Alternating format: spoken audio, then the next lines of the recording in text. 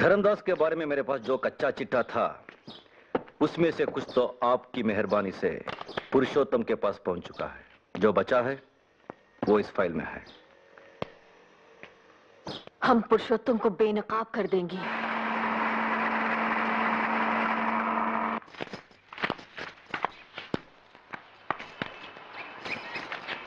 और छापूं? नहीं, बस इतने ही काफी हैं। ऐसे आड़े वक्त में आप हमारे सच्चे दोस्त साबित हुए। शुक्रिया।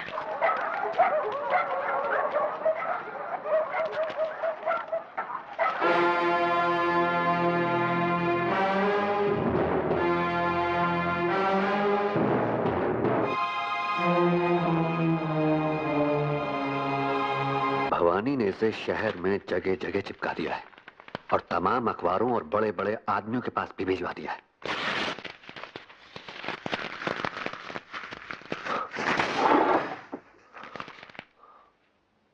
मंगल। हुक्म कीजिए हुजूर। वकील साहब को बुलाओ और उनसे कहो कि भवानी पर मानहानि का मुकदमा दायर करा दें। ये भवानी के मकान के गिरवी रखे जाने के कागजात हैं। वकील साहब से कहो कि उसके मकान की कुर्की करा दें।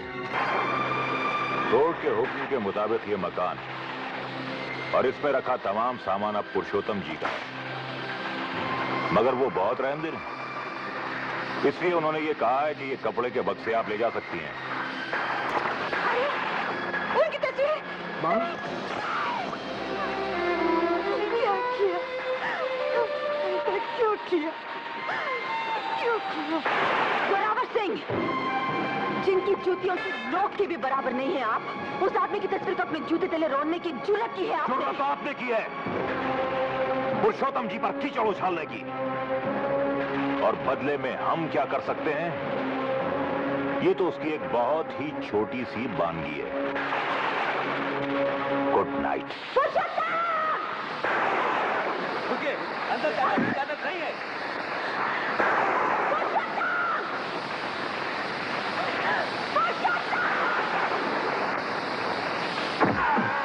कौन है? तेरा पतन पाकी, तेरा पतन। ठहरो, तुम लोग जाओ। इस तरह किसी नेक इंसान पर कीचड़ उछालना कानूनन जुर्म है भवानी। तू अगर नेक है तो नाली का पानी गंगा जल है। नेकी का नाटक करके नेकी की नाक कटा दी है तूने। न ढोंगी से बढ़कर कोई पापी होता है पुरुषोत्तम, न झूठे मसीहा से बढ़कर कोई हैवान। हम तुझे तेरी गुनाहों की सजा दिलवा कर ही रहेंगी। गुनहगार कौन है इसका फैसला अदालत करेगी। हम कबूल करती हैं कि पुरुषोत्तम जी पर करमवीर गणेश दत्त जी के खून का इल्जाम लगाते हुए ये लेख हमने ही लिखा, छापा और बंटवाया है। हम ये भी मंजूर करती हैं कि पुलिस रिकॉर्ड के मुताबिक करमवीर गणेश दत्त की मौत पहाड़ी से फिसल कर गिर जाने से हुई थी। अगर आप ये सब मानती हैं तो इस अदालत के लिए सिर्फ यही काम बचता है कि सजा सुना दे। मगर योर ऑनर, हम कहते हैं कि वो एक हत्या थी जिसे दुर्घटना की शक्ल दी गई। योर ऑनर, हम अदालत से दरख्वास्त करती हैं कि इस केस की पैरवी करने की इजाजत हमें खुद दी जाए। इजाजत है। Thank you your honour. Your honour, इस सिलसिले में हमने सत्तार मियां और जयंती देवी के हलफनामे पहले ही से दाखिल कर दिए हैं। योर ऑनर, पुरुषोत्तम जी के वकील की हैसियत से मैं उन दोनों से जिरह करना चाहूंगा। इजाजत है। अब्दुल सत्तार को हाजिर किया जाए। बंदा हाजिर है। सत्तार मियां, आपने कहा है कि कर्मवीर गणेश दत्त का खून करवाने के लिए उनके सियासी दुश्मन पहले आपके पास आए थे। जी हां। तो आपने खून कर क्यों नहीं दिया?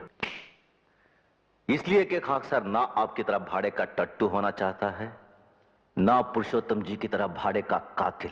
गवाह को हिदायत दी जाती है कि जो पूछा जाए उसी का जवाब दे। और आप ये सिगरेट बुझाइए। सिगरेट पीना अदालत की तौहीन करना है। ये गवाह अदालत के तकल्लुफों से बखूबी वाकिफ है योर ऑनर। यही वजह है नाइंसाफी देखकर भले ही उसकी रूह तक सुलग उठी हो, सिगरेट नहीं सुलगी है। Order order. आपको खून करने से परहेज क्यों हुआ सत्तार मियां? क्या यह सच नहीं है कि आप पर एक अंधी और अनाथ बच्ची की इज्जत लूटकर उसे जिंदा जला देने के इल्जाम में मुकदमा चल रहा है? मुकदमे में मुलजिम मुझे जरूर बनाए गए हैं वकील साहब, मगर मुजरिम आपके आका पुरुषोत्तम जी हैं। Objection sustain. अभी तो ऑब्जेक्शन हुआ ही नहीं था योर ऑनर। तो होना चाहिए था। मैं करने ही वाला था योर ऑनर। सत्तार मियां की गुस्ताखियां ही इस बात की गवाह हैं कि ये पुरुषोत्तम जी से चिड़े हुए हैं, और इसकी वजह यह है कि पुरुषोत्तम जी की पार्टी की भ्रष्टाचार विरोधी सरकार ने इनके खिलाफ बड़े पैमाने पर कानूनी कार्रवाई शुरू की है। पुरुषोत्तम से तो मैं इसलिए शुरू से चिढ़ा हुआ हूं कि उसने हमारे गिरे हुए पेशे को सियासी ढंग से जोड़कर कुछ और भी गिरा दिया है। सत्तार मियां, जरा अदालत को यह बताएं कि इस समय आप पर कितने केस चले हुए हैं, और पहले कब कब, किस किस जुर्म में क्या क्या सजा मिल चुकी है। और ये भी सुन लें कि अब आपको सिगरेट पीकर अदालत की तौहीन करने के जुर्म में भी सजा होने वाली है। हुजूर, मैंने लाइटर जलाया है, सिगरेट नहीं। Order order. इन गुस्ताखियों से अदालत तंग आ चुकी है, जिन्हें जल्द खत्म की जाए। योर ऑनर, मुझे इस गुस्ताख गवाह से और कुछ नहीं पूछना है।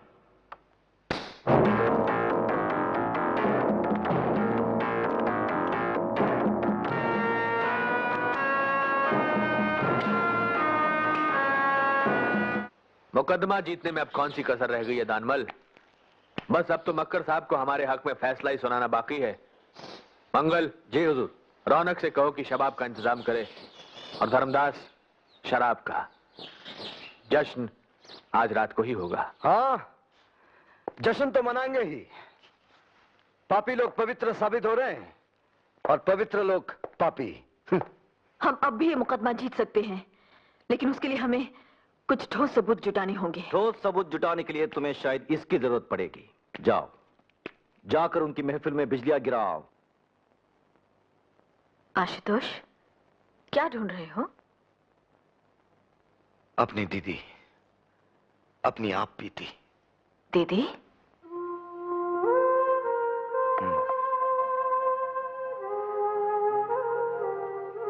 दीपाली दीदी, मेरी बड़ी बहन,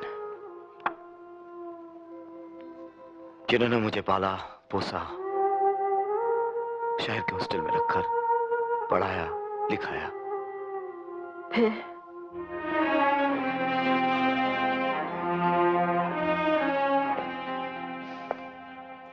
फिर जिस दिन मैं 21 साल का हुआ, मेरे एक रईस दोस्त ने दावत दी। मैंने पहली बार शराब पी। दावत के बाद वो बोला, अरे अब यहाँ क्या धरा देखने को? उठ गया हुस्न का मेला। अब अंदर चल। अबे कहाँ लेके जा रहा है? सुंदरता की सेज की ओर। जब हमारे कहने से तूने आज शराब पी ली है, तो थोड़ा शबाब का मजा भी लूट ले। अरे नहीं, नहीं। अरे ना तो लड़कियां करती है राजा। ये तो मुझसे नहीं होगा। अबे क्यों नहीं? ये देख, 200 रुपए सवारी वाली गाड़ी मंगवाई है तेरा। अरे भाई, अरे चलना। अरे यार, मुझसे नहीं होगा यार। Good night. टाइट।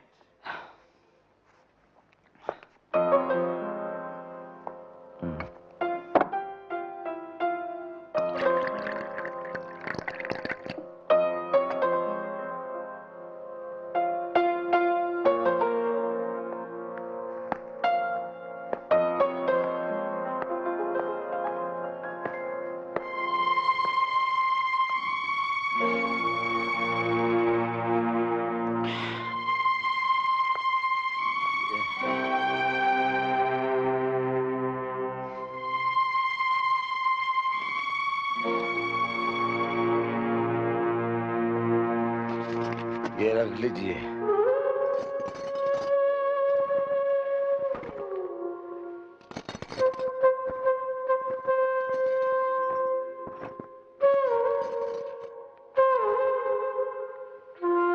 शुक्रिया।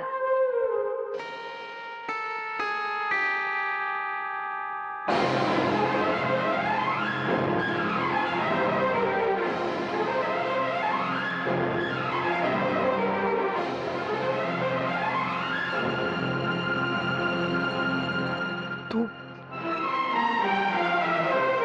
कहाँ जा रही है? घर। शायद तू ये नहीं जानती कि बाजार में बैठने वाली का कोई घर नहीं होता। शायद तू ये नहीं जानता कि हमारा घर तेरी दीदी के बाजार में बैठने से ही चलता रहा है। लेकिन क्यों? क्यों? क्योंकि हमारे बाबा बेकार थे, शराबी थे और हमारी माँ बीमार थी। अरे मुझसे कह दिया होता, मैं पढ़ाई छोड़ देता, मेहनत मजदूरी कर लेता। तू कैसे पढ़ाई छोड़ता?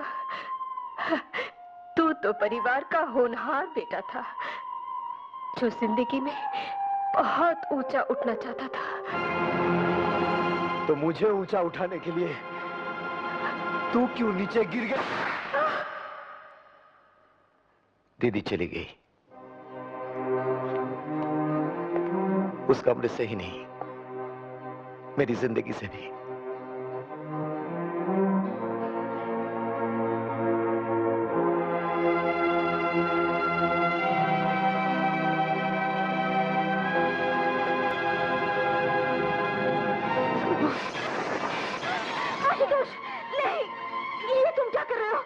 उस हाथ को सजा दे रहा हूं जिसने दीदी को मुझसे दूर किया। दीदी जरूर मिलेंगी। मैं कहता हूं छोड़ दो।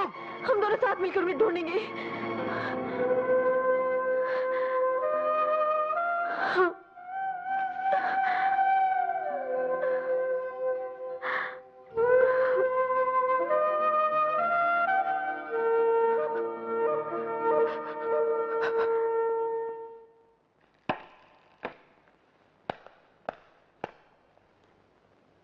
मैं गीता की सौगंध खाकर कहता हूं कि जो कुछ कहूंगा सच कहूंगा और सच के सिवा कुछ नहीं कहूंगा।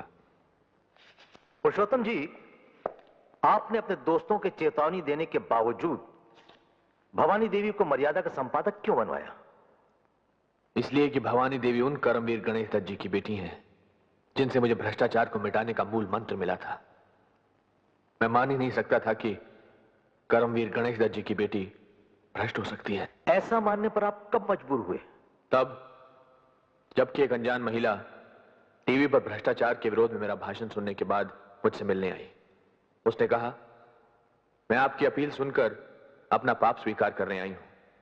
मैं गरीब लड़कियों से अमीर अय्याश लोगों की सेवा कराने का अड्डा चलाती हूं और यह अड्डा मैंने भवानी देवी की सलाह पर खोला है। वो अपनी संस्था सबला से मेरे अड्डे के लिए लड़कियां भिजवाती हैं।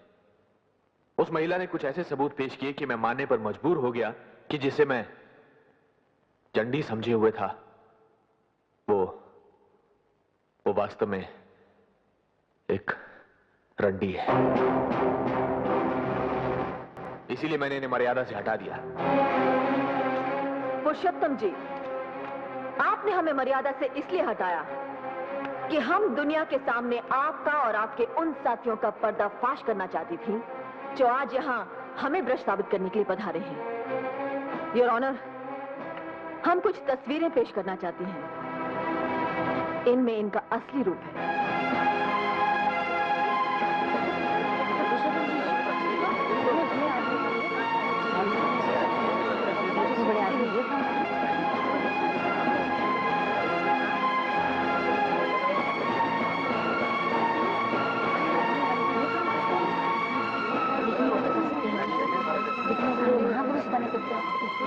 ऑर्डर। भवानी देवी, आप अदालत में इस तरह का नाटक नहीं कर सकती। हम नाटक कर नहीं रही हैं, ऑनर। देख रही हैं बहुत देर से। योर ऑनर, मुलजिमा ने मानहानि दर मानहानि करते हुए यहां पुरुषोत्तम जी की जो जाली तस्वीरें बंटवाई हैं, उनके बारे में हम किसी जानकार की गवाही करवाने के लिए वक्त चाहते हैं और उसी सुनवाई में हम भवानी देवी की बिजनेस पार्टनर दीपाली दास को भी पेश करेंगे।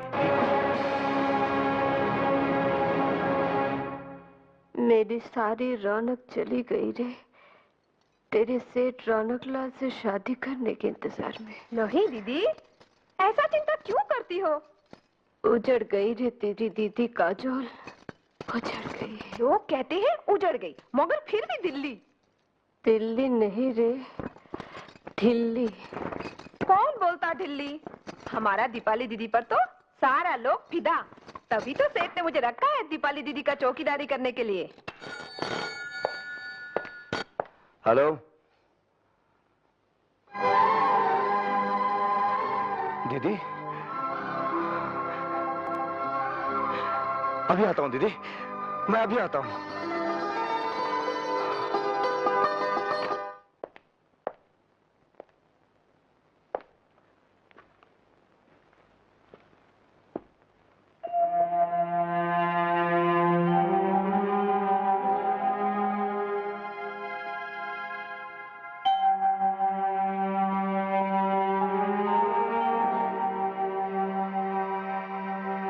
दीदी,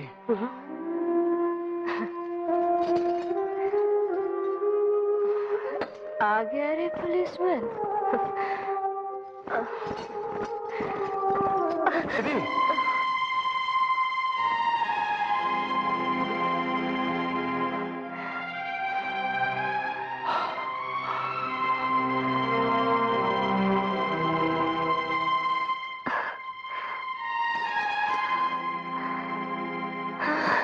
दीदी, चाटा खाकर भी नहीं सुधरी। दीदी बैठ जा। नहीं सुधरी रे।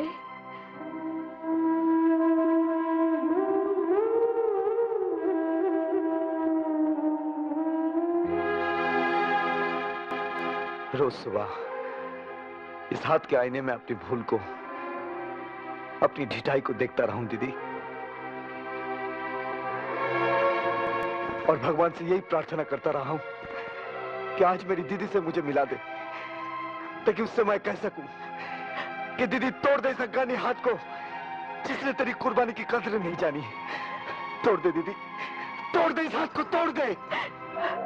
दीदी तो मर गई रे, परसों पहले। यहाँ तो एक वेश्या रहती। नहीं दीदी, दीदी तू मरी नहीं, तू मर भी नहीं सकती दीदी। इस ढीठ भाई को क्षमा किए बगैर, उसे उतनी ही सेवा करने का मौका दिए बगैर जितनी तूने उसकी की थी, तू मर नहीं सकती दीदी, तू मर नहीं सकती।